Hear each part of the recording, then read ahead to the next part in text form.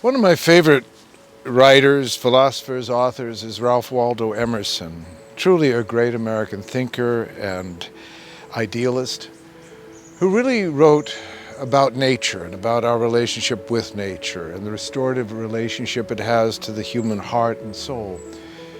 That's why I wanted to be out in nature in the garden to talk about this relationship to the emerging AI and the questions we're going to be asking about many of the things that it seems that the polarity has allowed people to fight over things, many things, but the things that are really big, no one seems to be able to do anything about. They are simply upon us. They are now part of the reality we live in. And so we really have to begin to understand that you can't be against something if it is, like you can't be against a storm if it appears. You have to figure out, well, what do you do with the storm?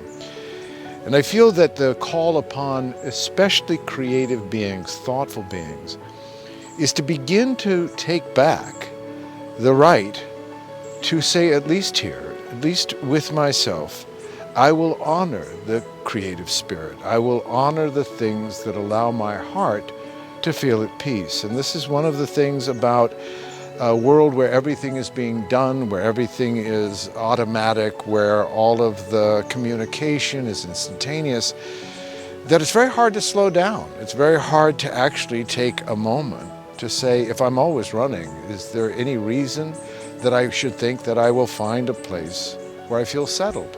If I'm always moving, if I'm always angry, if I'm always full of ire at the outrages of the world. The question isn't the outrages of the world, it's really what do we do with the things that we cannot control and yet are.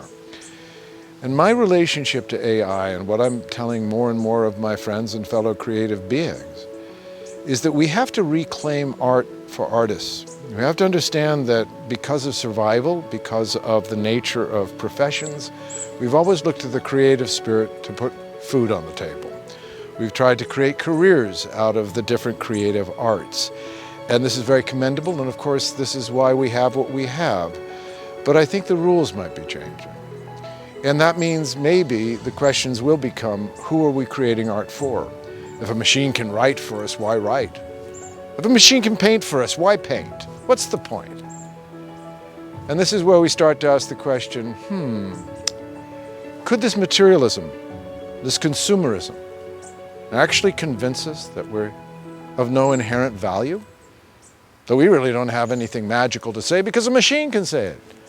Don't really have anything magical to paint because, well, a machine can paint it. As a matter of fact, I say a dog, a car, a cosmic event into a machine. It can give me a painting that is a car, a dog, and a cosmic event. But it's like looking at something on the surface of the water. It has no true depth.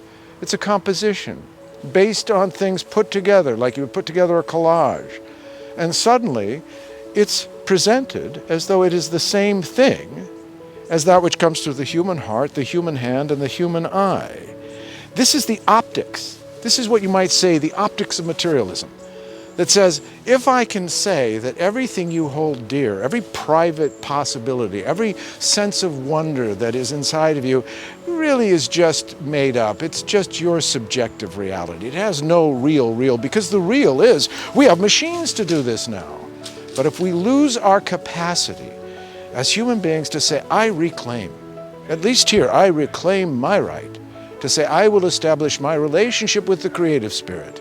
I will insist upon my right to say, at least here, these things matter. At least here, I will allow art, allow creativity about the things of wonder to emanate through me and with me, because it's not a matter of simply a profession, it's a matter of the quality of life. Which brings us to the question of the human soul, something that for many doesn't even exist. But that's also very telling about why we are at a very critical moment in our human evolution. That the soul, the subjective nature of the creative, of the imaginative, of the truly beautiful, quoting Emerson again, for beauty is the creator of the universe. Beauty is not an artificial intelligence, it's not something made up, it's not something done in a machine. It's a quality of being, an essence, not an optic. And this is one of the keys now, is because when things can be done and they create simulacrums, meaning the appearance, the optics of the thing itself, and yet they have no real depth because there's no real consciousness involved. It has to do with, you would say, a type of fake consciousness, faux consciousness, that is able to put together everything that we humans have thought about, put together, written about. So it can deduce styles, it can deduce structure, composition, but the one thing it cannot do is actually add to the canon of the human soul and the human heart. Because once we step away and say, I am no longer necessary, then essentially we allow another quality of consciousness to supersede our own. To say that if you can't do what I can do, if you don't have the genius of this machine, then what's the point of your genius? And I say it's time to reclaim our personal genius, our personal relationship with the things that truly make us say yes rather than yikes. And if AI is a new partner in all of this, then it's up to us to begin to say, maybe. I'm going to begin from the creative act being the nuclear center from which I begin to honor the universe herself. I begin to say, at least here, I will grow a garden that matters. And I don't necessarily think everyone has to do it.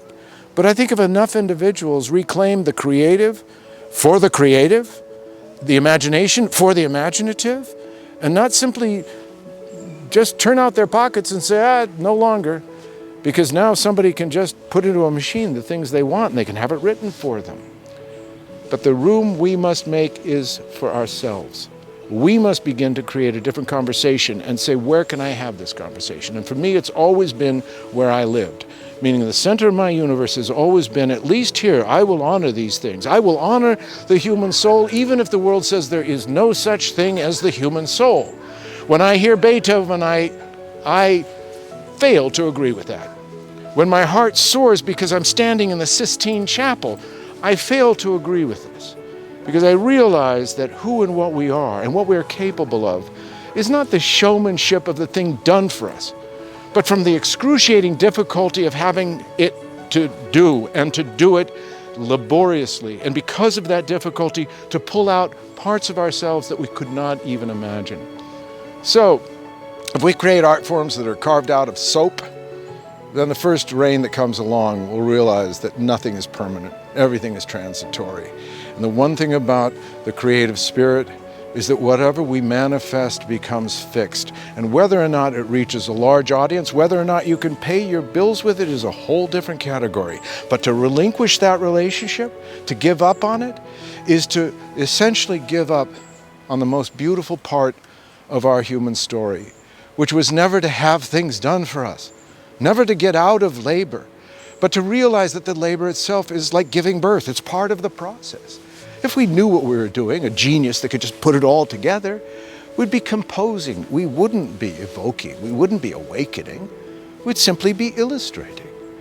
And so maybe we can let AI be the illustrator, the optics. But we as human, as creative beings say, maybe I'll come into my garden. I'll get out of the house. Maybe I'll go out into nature. I'll take a hike. Because I know the spirits of this place, when I get away from all of the noise and all of the confusion and all of the bickering, I am reminded that we are part of a truly, and I use this word in its truest meaning, awesome. Human beings are composed of divine essence. And we can choose not to believe that. A bit like Einstein saying, you can either look at life as a miracle or you can look at life as not a miracle. I choose to look at life as a miracle. And so do I, Mr. Einstein. And that's why I'm going to use Einstein to end this. Because he used thought experiment as a way of asking questions. So maybe for us, this is a time of thought experiment, because we can't react against these things. But we can reclaim where we stand in relationship to them. And as I say in my home, when I start from where I live and where I love, I'm not concerned about my neighbor's politics. I'm not making my energy about what's wrong with his worldview. I'm actually saying here I will cultivate a worldview that reclaims the garden of the human soul and says, if we are to know who we truly are, it's not more time or progress or more technology, but to recognize that this is a divine instrument, that we are the technology, and that we are the outcome of a remarkable process that finally says, now you are free. Not to follow something, not to believe in something, but to finally realize you have access to it. So maybe AI can be used for what it's good at, but it will not convince us to give up on our own creative nature, because it seems that the world tries every creative being. It always says what you do doesn't matter, who you are doesn't matter. But I say, in the intimate relationship with the creative spirit, when you begin to say, it matters to me, all of these other qualities of consciousness begin to listen, because they begin to reveal that it's not in the noise of things, it's not in the optics of things, it's in the essential relationship with things that we finally say, yes, I feel here that I am connected to a story that includes me, that needs me, and like the garden, I am part of. And this, I think, is key for the coming time. Remember that you are the key. Your creativity is the key. And that who and what you are is not defined by what you see or what is valued by others. It is what you value. So do what you need to do. Tell the story you need to tell. And if nobody listens, then realize the creative spirit is listening. So I'm going to go take a walk in the garden, but it's a lot to think about today. Thanks.